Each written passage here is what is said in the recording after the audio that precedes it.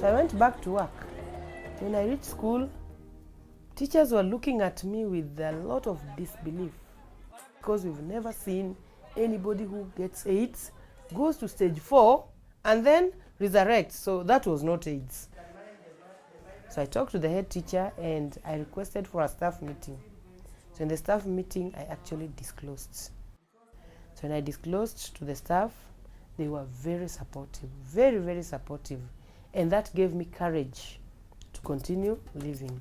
Sunday, Monday, Tuesday, Wednesday, Thursday, Friday, hooray! All right, now our topic today is going to be on the greatest commandment.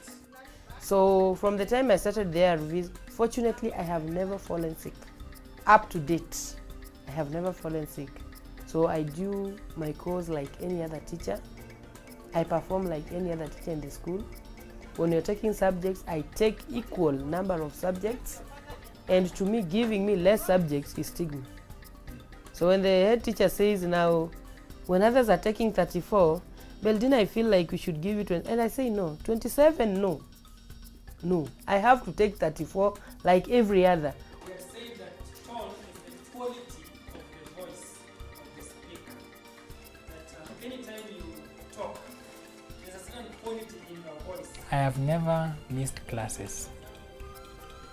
I've never reduced my workload. In fact, it increased at some point. One of my colleagues left and I took over his lessons. Apart from coaching lawn tennis, I also coach hockey. I was coaching hockey and I was playing with the students. So my program has never been interfered with.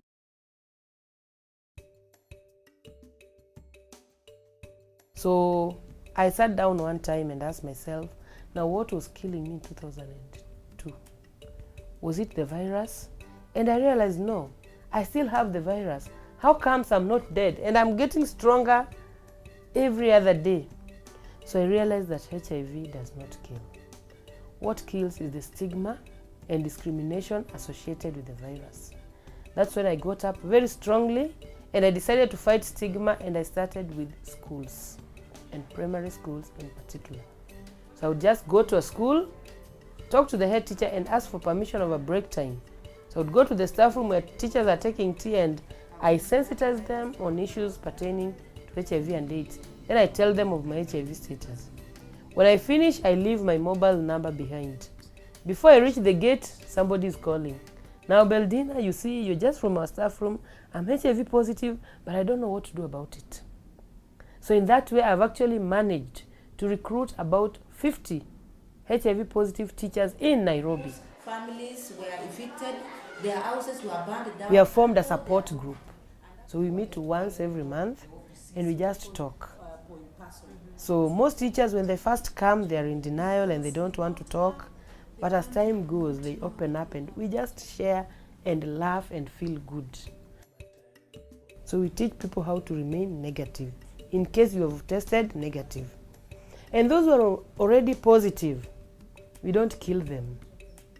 We show them how to live with the virus. And somehow we are succeeding.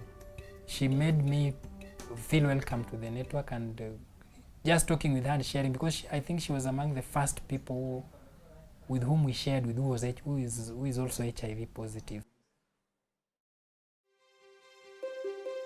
What happens is that people imagine that when you don't know about your status, you can live longer because you are ignorant. Initially there was the fear that immediately you know about your status, you start deteriorating health-wise. You start getting scared, you start getting stressed up, and you die fast. So I try to tell people that the best thing you can do to yourself is to get to know your HIV status. Because once you know whether you're positive or negative, then you have control over your life. That testing HIV positive is not a death penalty. The fact that you've tested HIV positive does not mean that you are dying. That is one. Testing HIV positive is simply a new start in life. To me, it is an opportunity because one, the children will learn. that the perception, as it were, of HIV and AIDS is not what it is. Because one, my teacher is HIV positive, and I know my teacher is not immoral. So this child will grow up with that kind of attitude, and it can reduce the stigma. The students in my school saw when I got married, they saw my husband die. And the point is, I told them, I am not worried about where I got the HIV. It is now with me, and I am dealing with it.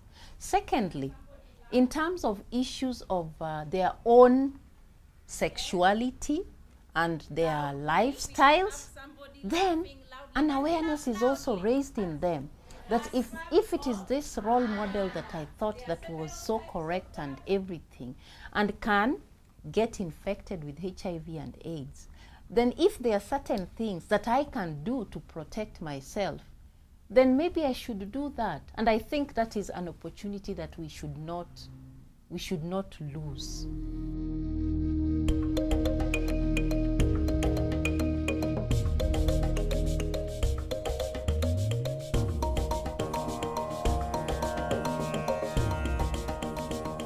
If people who are positive can actively involve themselves in everyday life, just live life as normally as it is, it will be very easy for the message to be communicated.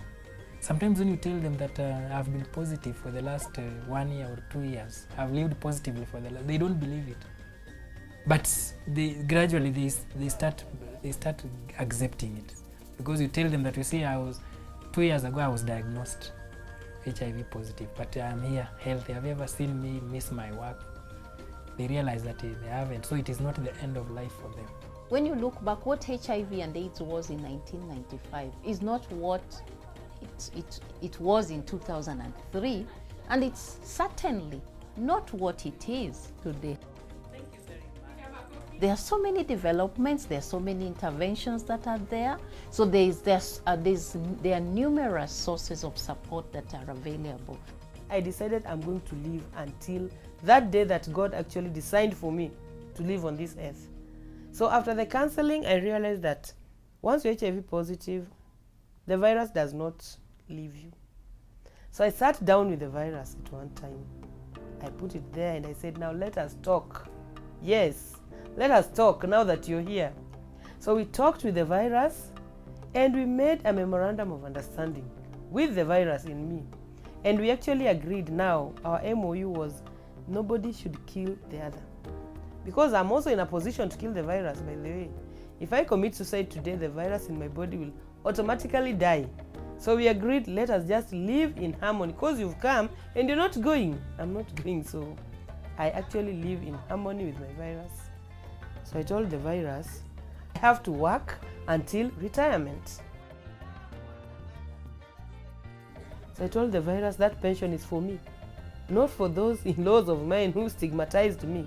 I have to live, work, and get my pension. So together with the virus, we are going on quite well.